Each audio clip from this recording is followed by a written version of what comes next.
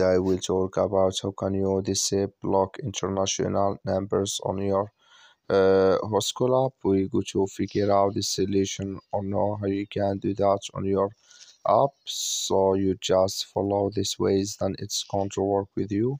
So all you have to do, you just go here, go above this sign, click on it.